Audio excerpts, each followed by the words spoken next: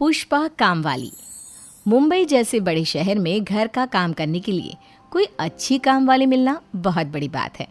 हिमांशी को पुष्पा नाम की एक अच्छी काम वाली मिल तो गई थी, लेकिन जितनी तेजी से वो काम करती थी उससे दुगनी उसकी जुबान चलती थी।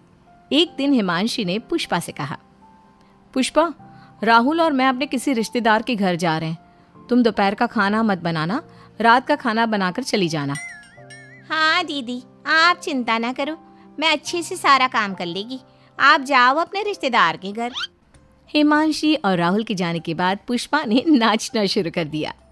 अच्छा हुआ दीदी और भैया चले गए, अब पूरा दिन एसी चलाऊंगी, अच्छा अच्छा खाना बनाऊंगी। नहीं, लेकिन पहले घर का काम करके फ्री हो जाती है मैं, इसके बाद आराम से एंजॉय करेगी। अब एक दिन के लिए सही, लेकिन वो पूरा घर पुष्पा का था। अब पुष्पा घर की सफाई करने लगी, तभी उसकी नज़र हिमांशी की बहुत सुंदर सैंडल पर पड़ी।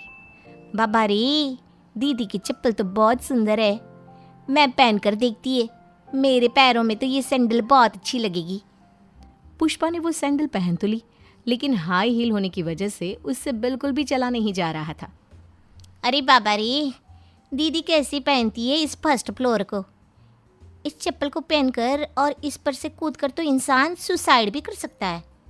रे बाबा, हमें अपना काम खत्म कर लेती है जल्दी से। पुष्पा जल्दी से सैंडल रख देती है और दोबारा अपने काम में लग जाती है। काम करने के बाद उसे भूख लगती है। क्या बनाए खाना? एक काम करती हूँ, जैसे दीदी और भैया बाहर से ऑर्डर करते हैं वैसी मैं भी कर लेती हूँ। पुष्पा पास में पड़े मेन्यू कार्ड को उठाती है और उस पर लिखे फ़ोन नंबर को डायल कर देती है और कॉल करके कहती है, हेलो पिज्ज़ा वाले भैया, एक गर्मा गर्म पिज्ज़ा भिजवा दो। पता है ना किस पत्ते पर भेजना है? मैडम, आपको कौन सा पिज़्ज़ा चाहिए और एड्रेस हमें नहीं पता, आप प्लीज़ एक बार बता दीजिए। अरे बाबा रे, जो भी सबसे अच्छा पिज्ज़ा हो वही भेज दो ना भैया। और अकबर रोड पर जो बड़ी सी सफ़ेद बिल्डिंग है ना, उसमें फ्लैट का नंबर है 202।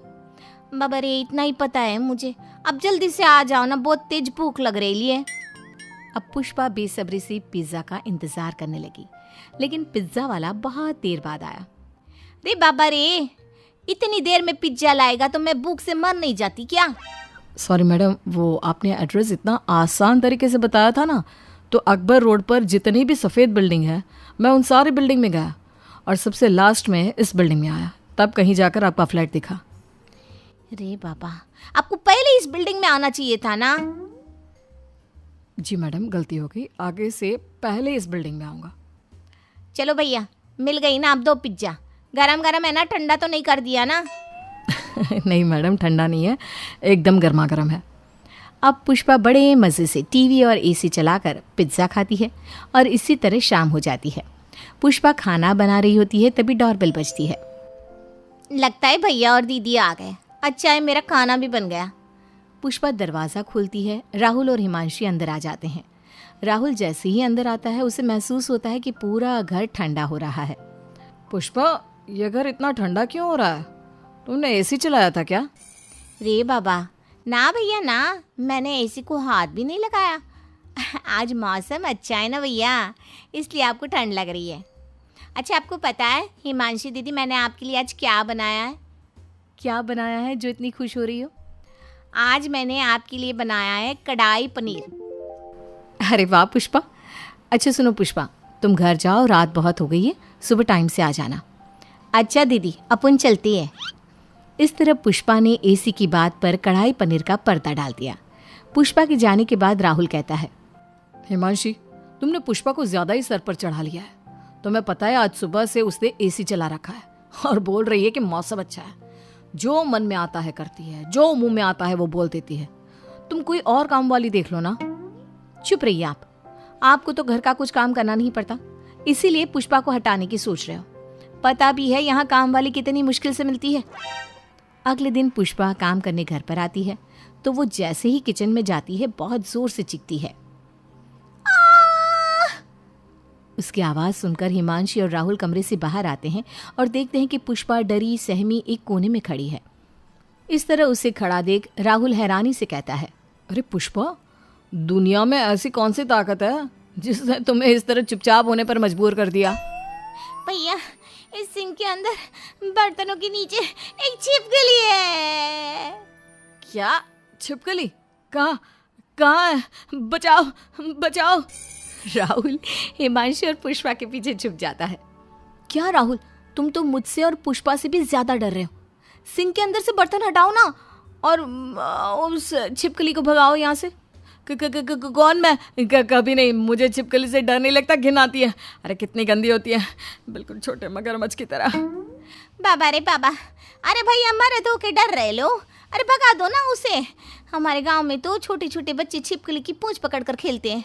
और हाँ भैया, इन बर्तनों को हटाओ तो साबुन लगा लगा कर हटाना, वो क्या है ना, धोने में आसानी होगी ना।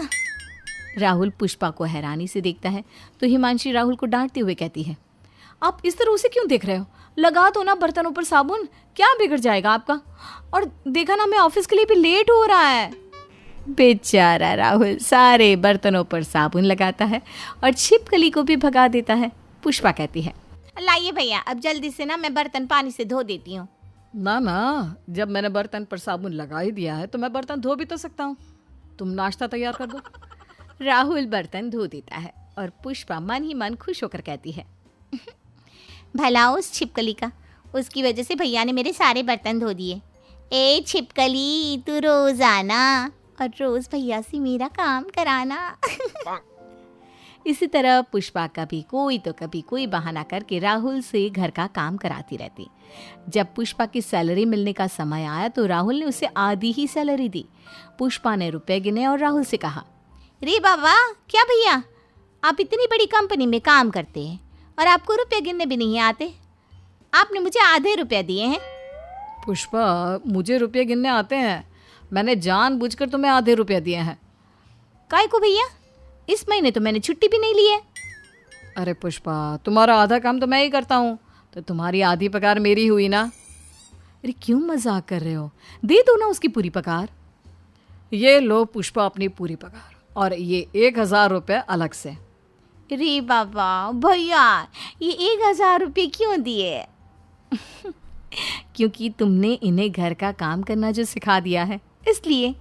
बाबा रे, अपन तो डरिच गेला था। बाबा रे, तुम्हें डराने के लिए सही तो किया था। इस बात पर सभी हंसने लगते हैं। इसी तरह कई दिन गुजर जाते हैं। राहुल की तबीयत अचानक खराब हो जाती है तो पुष्पा हिमांशु के साथ मिलकर घर संभालती है। वो हिमांशु के साथ राहुल को हॉस्पिटल ले जाने में मदद करती है। कभी कभी रात में वो अपने घर पर भी नहीं जाती। पुष्पा, तुमने मेरी बहुत मदद की, उसके लिए थैंक यू सो मच। ये लो तुम्हारी इस महीने की पगार। अरे बाबा, नहीं दीदी, आप मुझे ना अगले महीने पगार देना। अभी भैया की तबीयत ठीक नहीं है ना, और आप भी काम पर नहीं जा रही हो, तो अभी मैं आपसे पैसे नहीं ले सकती। ये सुनकर हिमांशु की आंख में आंसू आ गए। पुष्पा ने हिमांशु को चुप कराया और बोली, दीदी आप रो मत, भैया जल्दी ठीक हो जाएंगे। फिर मैं भैया से सारा काम कराएगी और पगार भी भैया से लेगी। वो 1000 फालतू देते हैं ना, इस वास्ते। हिमांशी पुष्पा की बात सुनकर हंस पड़ती है। कुछ दिन बाद राहुल ठीक हो जाता है और वो भी पुष्पा को थैंक यू कहता है। एक दिन राहुल पुष्पा के साथ मिलकर घर की सफाई करवा रहा था। वो चेयर पर चढ़कर तस्वीर साफ करने लगा, तभी उसके हाथ से कपड़ा गिर जाता है। पुष्पा, वो कपड़ा उठाकर देना जरा। भैया, मैं पुष्पा काम वाली, मैं झुकेगी नहीं साला। ये सुनकर हिमांशी जोर जोर से हंसने लगी और राहुल पुष्पा से कपड़ा मांगकर शर्मिंदा हो गया। नीचे मुंह कर वो मुस्कुराने लगा।